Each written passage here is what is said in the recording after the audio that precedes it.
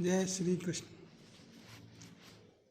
श्री बिहारी जी की बैठक में आपका स्वागत है। मैं हूं शैलेंद्र कुमार भारद्वाज। मैं जो ये वीडियो बनाता हूं ये मुख्यतया मेरे अपने जानकारी के लिए होते हैं, अपने ज्ञान के लिए होते हैं। प्रभु कृपा से बोलते बोलते बहुत सी ऐसी बातें हैं जो मेरी समझ में आती हैं, जो पहले नहीं आई होती। तो इसलिए मैं भी इन वीडियो के माध्यम से नित्य नया कुछ सीखता हूँ और इसके लिए भगवान जी को भी धन्यवाद देता हूँ कि वो ऐसा करने का मौका देते हैं। और आप लोग अगर सुन लेते हैं तो आपकी मेहरबानी है, क्योंकि आपके सुनने से भी कुछ मन को उत्साह मिलता है, लगता है कुछ तो अच्छा काम मैं कर रहा हूँ। खैर आगे बढ़ते हैं। सनातन धर्म की जो एक उत्कृष्ट कल्पना है, एक उत्कृष्ट कर्म है, वो है भक्ति। मुझे ज्ञात नहीं कि भक्ति जो सनातन धर्म में कही जाती है, इस तरह की भक्ति किसी भी और धर्म में बनाई गई है, व्यवहार में उतारी जाती है। क्या होती होगी, मुझे और धर्मों से क्या मतलब है। मुझे अपने सनातन धर्म से मतलब है और मुझे मतलब है भक्ति से। भक्ति मैंने बहुत दिन से जानता हूँ। भक्ति की कल्पना बचपन से सुन रखी है। भक्ति भक्ति भगवान का भजन करिए, भक्ति करिए। लेकिन भक्ति का जितना वैज्ञानिक समझ मुझे कल के वीडियो के द्वारा प्राप्त हुई, वो पहले कभी नहीं थी। अब मुझे एकदम क्लियर है कि जो 33 करोड़ देवी देवता सनातन धर्म में कहे गए हैं वो कितना सत्य है। और जो हम लोगों की पूजा पद्धति है, जिसमें हम सभी देवी देवताओं को नमन बुलाते हैं, नमन करते हैं, प्रार्थना करते हैं, वो भी कितना साइंटिफिक और लॉजिकल है। इससे पहले मुझे ऐसा आभास नहीं था। मैं बस कृष्ण की भक्ति में ही समझता था। लेकिन अब मुझे सबकी भक्ति समझ में आ रही है, सब लोग समझ में आ रहे हैं, चाहे गणेश जी हों, चाहे भगवान महादेव हों, जितने देवी देवता हैं।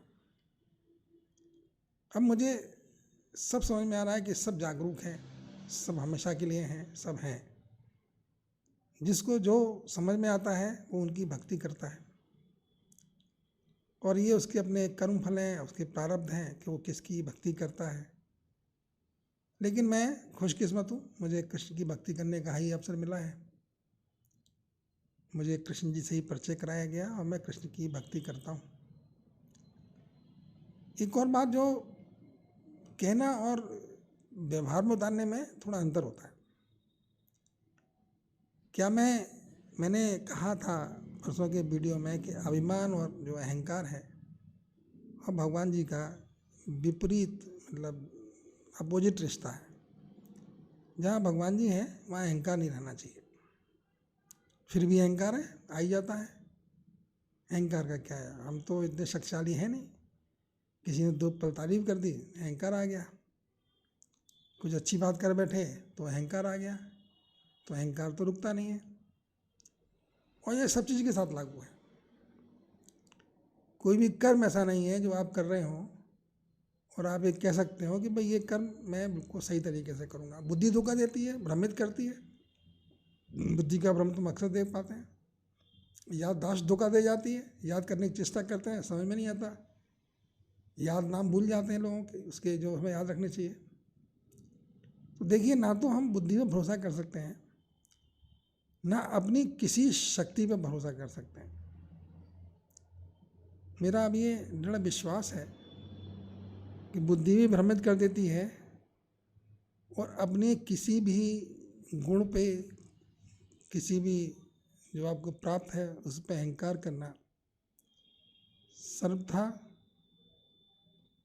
अनुचित है, निरर्थक है। अब ऐसे भी अहंकार तो किसका करेंगे? कौन सी चीज़ ऐसी हमारे पास है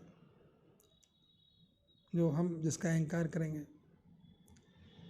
बहुत पुरानी घटना है। मैं अपने मित्रों से कहा करता था, भाई देखो, धन पे तो अहंकार किया नहीं जा सकता, शारीरिक शक्ति और स्वास्थ्य पर भी अहंकार करना उचित नहीं है। ये दोनों कभी भी आपसे छीन भी सकते हैं, कभी आपको परेशान भी कर सकते हैं, कभी आपको धोखा भी दे सकते हैं। अहंकार आप कर सकते हैं तो सिर्फ बुद्धि पे कर सकते हैं, क्योंकि बुद्धि आपको अहंकार करने योग्य बताती है, लेकिन बुद्धि ये कहती है कि अहंकार मत करो। बुद्धि योग्य है, अहंकार करने योग्य है, लेकिन बुद्धि हमको ये सिखाती है कि आप अहंकार मत करो। तो दो बातें मुझे बड़ी क्लियर से हो गई। एक तो भक्ति का अर्थ समझ में आ गया, मुझे समझ में आ गया कि सब देवी देवता जागृत हैं।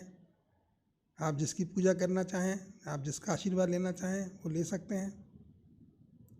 किसी में कुछ भी अनुचित नहीं है। आपकी इच्छा है, आपके संयोग हैं, आपके भोग हैं। मुझे कृष्ण प्रिय हैं, मेरी किस्मत में कृष्ण है, तो मैं कृष्ण को शरण में रहना चाहता हूँ। मुझे ये भली बात समझ में आ गया है कि भक्ति और कृष्ण के आश्रय के अलावा कोई और सहारा आप ले नहीं सकते। कोई भी और सहारा आप लेंगे तो धोखा खा जाएंगे, क्योंकि समय तो चलता जाता है, बढ़ता जाता है, और जो कुछ आपको प्राप्त है वो छिनता जाता है। कुछ भी हो, आप किसी बात में भी कर लीजिए, लेकिन जो आज आपको मिला हुआ है, बहुत कुछ ऐसा है जो छिन चुका है आपसे, और बहुत कुछ ऐसा है जो छीनने के कगार पे है, और जो छीनने के कगार पे नहीं भी है वो भी एक दिन छिन जाएगा। तो इसलिए मन में आप बिल्कुल आश्वस्त रहिए कि यहाँ कोई भी ऐसी चीज़ नहीं है जो हमेशा आप पर रहनी है, कुछ भी नहीं है। इसलिए बहुत खूबसूरत विषय है, खूबसूरत आपकी बुद्धि है अगर आप सोचते हैं कि मैं कृष्ण भगवान की शरण में रहना चाहता हूँ। और कृष्ण भगवान की बात मैं करता हूँ ना, तो ऐसी बहुत सी स्मृतियाँ हैं जिन्होंने सिखाई। पार्टिकुलरली मैं एक घटना की बात करता हूँ। बंगलोर में एक कृष्ण मंदिर है, CMS रोड पे, चिन्मयानंद मिशन का कृष्ण भगवान का मंदिर है। मैं एक दिन उस मंदिर में बैठा हुआ था,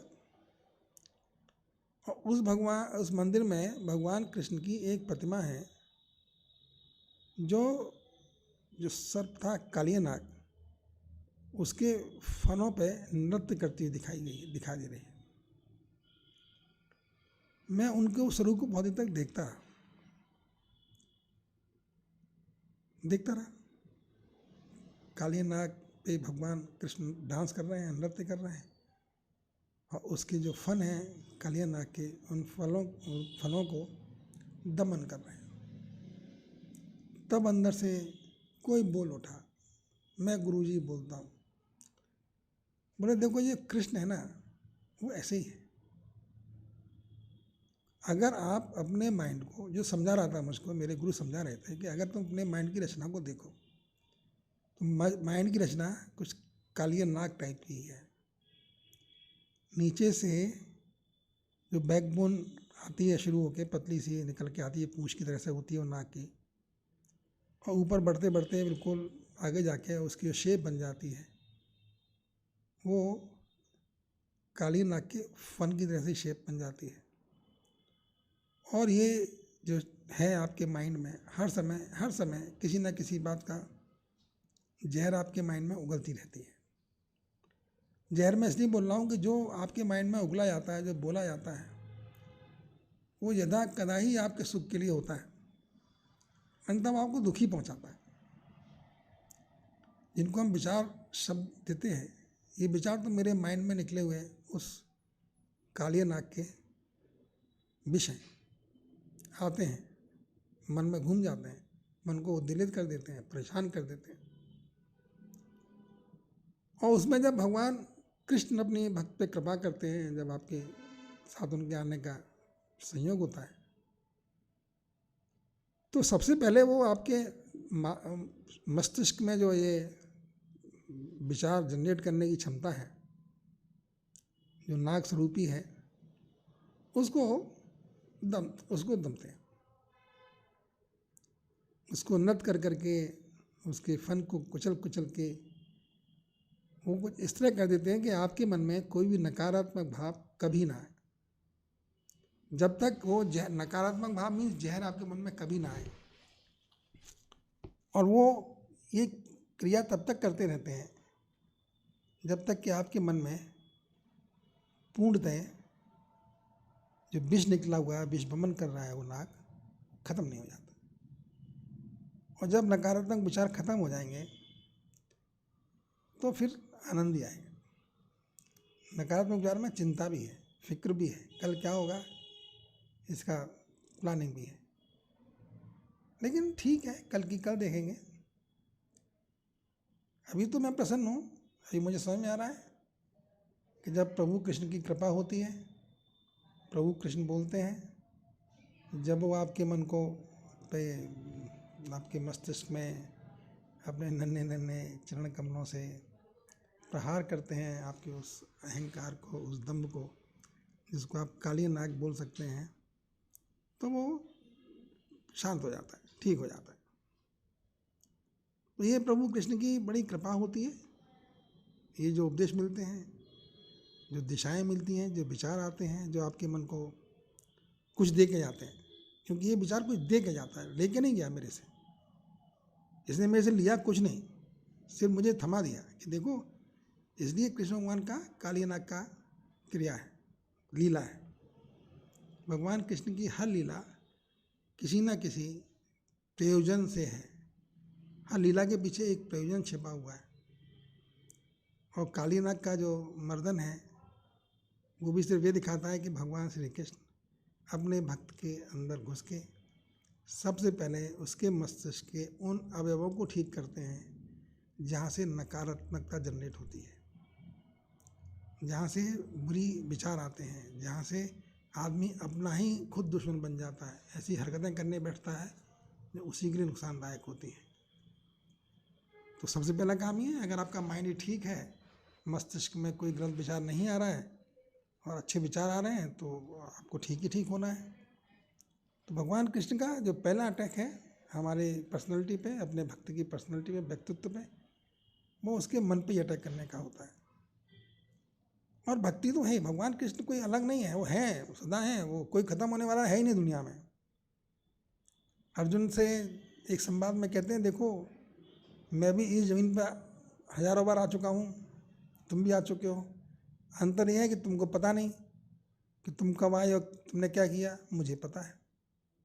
तो भगवान कृष्ण आते हैं हमेशा, कृष्ण अर्जुन भी आते हैं, हम सब आते हैं, और खूबसूरत सी इन्फॉर्मेशन दे के, खूबसूरत सी बात करके, एक समझदारी की बात करके वो हम सबको दिशा निर्देश दे देते हैं।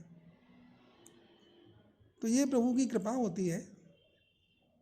मैंने तो पिछले 3-4 दिन में ये देखा कि कैसी कैसी बेवकूफ़ियाँ हो जाती हैं। आप जो अपनी बुद्धि पे अहंकार नहीं कर सकते। कोई भी कहता है कि मैं बहुत बुद्धिमान हूँ तो वो गलत कहता है।